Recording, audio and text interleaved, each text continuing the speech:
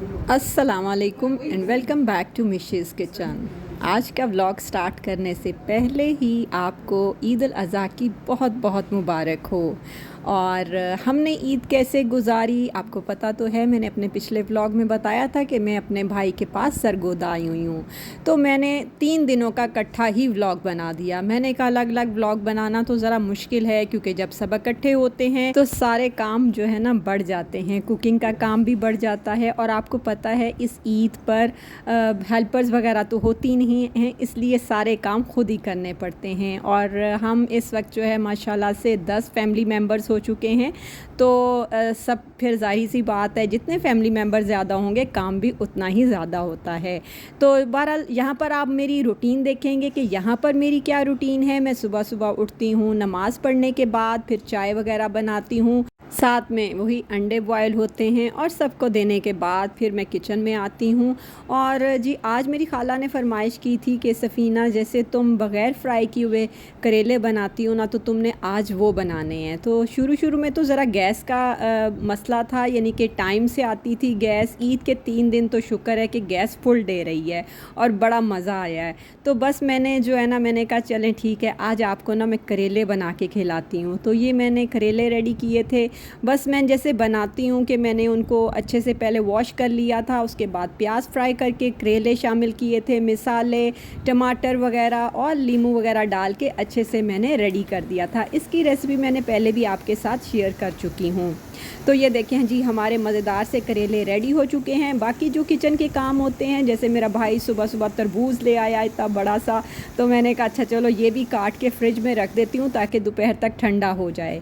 इसके बाद मुझे आटा गूंदना था, तो मैंने कहा मैं जल्दी से आटा भी गूंद के रख लेती हूँ, क्योंकि फिर सब जब उठ जाएंगे तो फिर साथ में मैं पराठे बना लूँगी। तो यहाँ पर मेरी छोटी सिस्टर भी आ गई थी और उन्होंने कहा कि मैं बर्तन वॉश करती हूँ। मैंने आपको पहले बताया ना कि सब मिलकर फिर काम करते हैं। तो यहाँ पर मैं पराठे बनाना शुरू हो गई। तो आज जो हमारे ना ब्रेकफास्ट में था, ऑमलेट भी साथ में बनना था, करेले तो बने हुए थे और 1-2 सालन कल के रखे हुए थे। तो मैंने कहा सारे ही गर्म करके ना तो मज़ेदार सा टेबल रेडी करते हैं। यहाँ पर देखें जी, करेले, ऑमलेट और ये टिंडे आलू बना हुआ था, और साथ में थोड़े से पाए रखे हुए थे। तो ये मज़ेदार सा हमारा नाश्ता था। नाश्ता वगैरह करने के बाद फिर जी मैं चाय बनाती हूँ और सबके लिए फिर चाय लेकर आती हूँ। तो ये तो हो गए रूटीन के काम। और जो है कि हमने कुर्बानी करनी थी वो ईद के दूसरे दिन करनी थी, और आपको पता है कि आजकल शदीद गर्मी पड़ रही है। तो बस बाहर निकलने का तो इतना कोई ख़ास ख्याल नहीं आया, लेकिन ये है कि फिर मेरी खाला ने कहा कि मैंने जो है ना आप सबको खाना खिलाना है, तो आप जो है ना रात को रेडी हो जाना, तो शालीमार सिटी जाएंगे।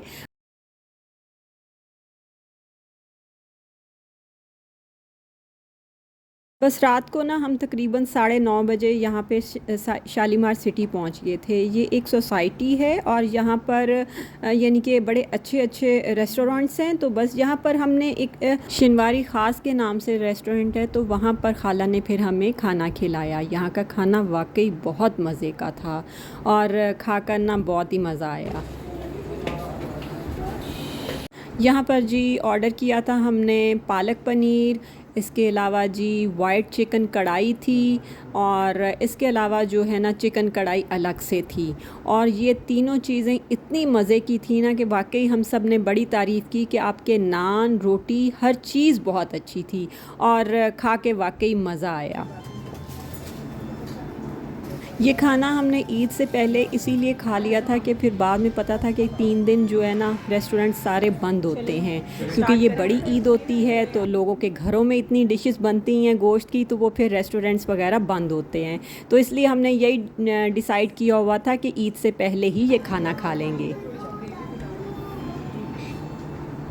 मैंने इनकी तीनों चीज़ें ट्राई की थी, और ये वाइट बोनलेस चिकन कढ़ाई जो थी मतलब कि एक तरह की वो क्रीमी सी मलाई वाली थी, और इतना अच्छा इसका टेक्सचर था। और जो पालक पनीर था मैंने कहा कि बहुत ही अच्छा है। तो अगर आप भी सरगोदा के रहने वाले हैं और शालीमार सिटी जाते हैं तो इस रेस्टोरेंट से ज़रूर आपने खाना खाना है।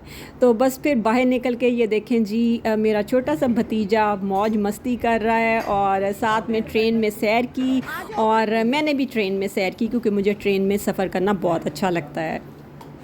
ये जी ईद से एक दिन पहले यानी कि चांद रात का है और यहाँ पर मैं बना रही हूँ खीर क्योंकि मेरे भाई को खीर बहुत पसंद है और उसने कहा कि सफ़ीना बाजी आप अच्छी सी ना खीर बना लें। तो बस फिर मैंने जो है ना माशाल्लाह 4 किलो दूध लिया था और खीर बनाई थी। और यहाँ पर देखें जी मेरे हस्बैंड मज़ेदार सी लस्सी रेडी कर रहे हैं क्योंकि आपको पता है वो ड्रिंक्स में बहुत एक्सपर्ट हैं। तो यहाँ पर जी हम सब के लिए लस्सी रेडी हो रही है क्योंकि गर्मी शदीद है और गर्मी शदीद में ड्रिंक्स बहुत अच्छे लगते हैं। और ये लस्सी पी के तो वाकई जो है ना बहुत मज़ा आया और फिर दोपहर में नींद भी बड़ी अच्छी आई।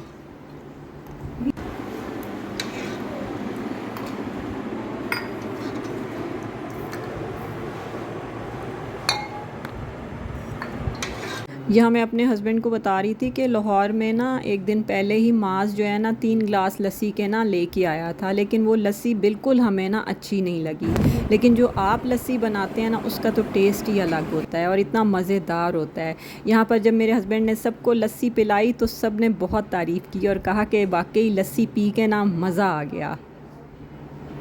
और यहाँ पर देखें जी जब सब मिलते हैं तो खाना पीना तो चलता है और हमारी आदत है कि हम शाम की चाय के साथ तो कुछ ना कुछ ज़रूर लेते हैं।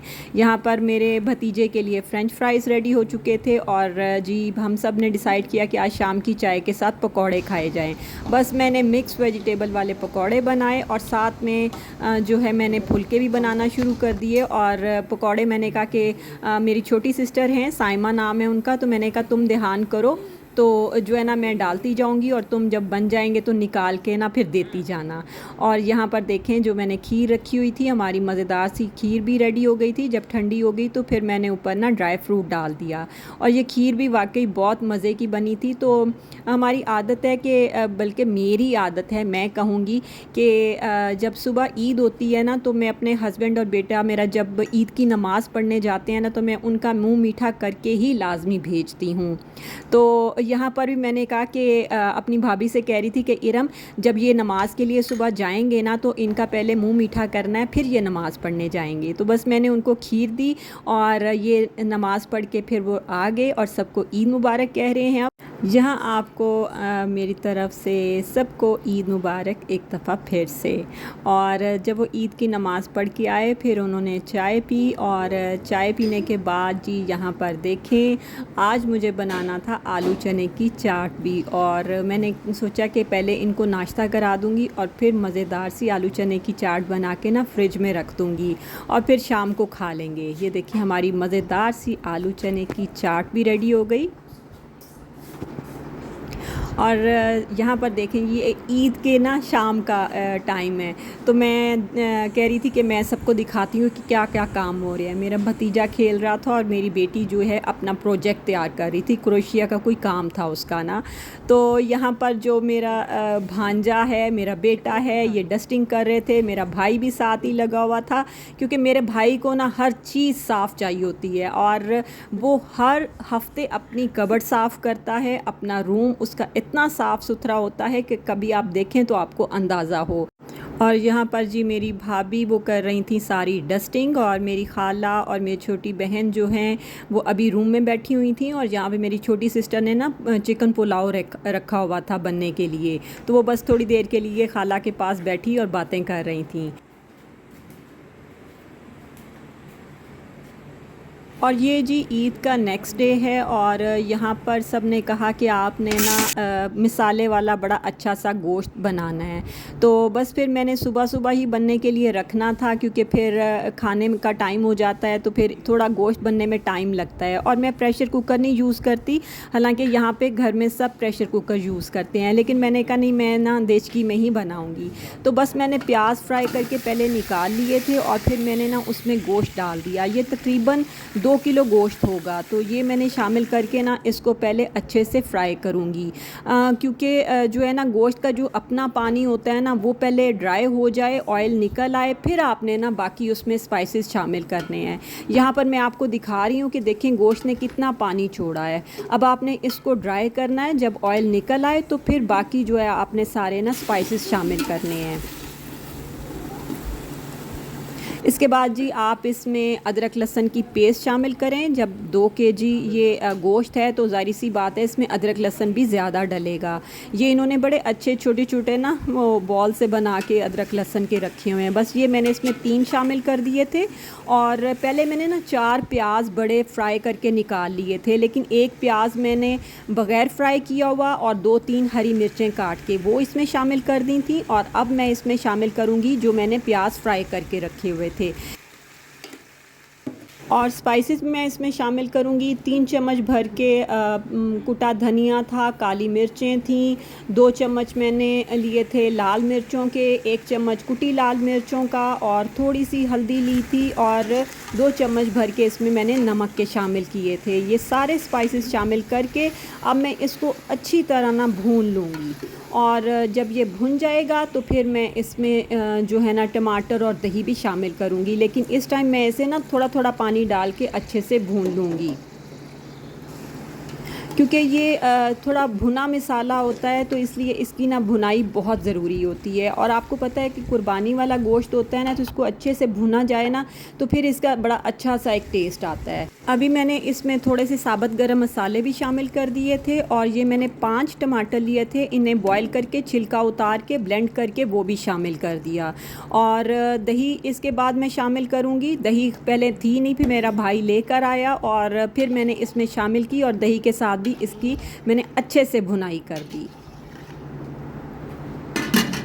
भूनने के बाद जी मैंने इसको ढक दिया हल्की आंच पे पकने के लिए और तकरीबन ये 1 घंटा पकता रहा। और 1 घंटे के बाद ये देखें जी मज़ेदार सा हमारा ये गोश्त मसाला रेडी हो गया। बस अब मैं पराठे बना रही थी साथ में और जल्दी जल्दी खाना जो है ना सबको दे रही थी। मैंने कहा आप सब बैठ जाएं, बारी बारी सबको जो है ना गरम गरम पराठे मिलेंगे और साथ में ये भुना गोश्त मसाला मिलेगा। और सबको जी ये गोश्त बहुत पसंद आया और सब ने बड़ी तारीफ़ कि माशाल्लाह बहुत ही अच्छा बना है। ये मैंने बड़ी ही मेहनत से बनाया था। तो आप ना ये रेसिपी ज़रूर ट्राई कीजिएगा, आपको भी बना के मज़ा आएगा खाने में।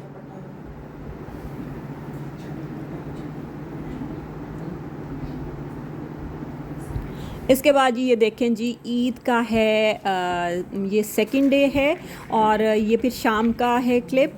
तो यहाँ पर मैं बना रही थी कबाब, शामी कबाब, बीफ शामी कबाब। तो इतनी देर में ना बाहर झूले वाला आया तो मेरा जो छोटा भतीजा वो भाग के जाके झूले पे बैठने की ज़िद करने लगा कि मुझे भी बिठाएं। तो वो भी अक्सर इसमें बैठता है और जो है ना झूले लेता है।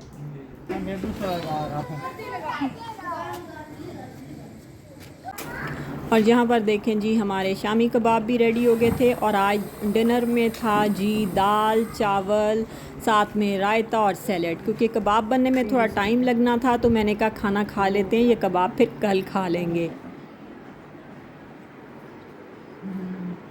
ये दाल चावल भी इतने मज़े के लग रहे थे ना क्योंकि सुबह गोश्त खाया था ना, तो अब ये लाइट से जब बने हुए खाए ना तो वाकई खा के ना मज़ा आया। इसके बाद जी मुझे शामी कबाब का मसाला पीसना था तो मेरी भाभी ने अपना न्यू वाला मोनीलेक्स का जो चॉपर वो निकाला, उसमें हमने मसाला पीसा और ये देखें बड़े अच्छे से कबाब हमने जल्दी से बना लिए। ये जी ईद का तीसरा दिन है और इस टाइम बन रहे हैं कीमा मटर और साथ में बनेंगे पराठे। तो मैंने आपको तीनों दिन की वीडियो सारी दिखा दी हैं। तो अब आपने करना है इस वीडियो को लाइक और अगर आपने अभी तक सब्सक्राइब नहीं किया तो वो भी करना है। दुआओं में याद रखें। ओके, अल्लाह हाफ़िज़।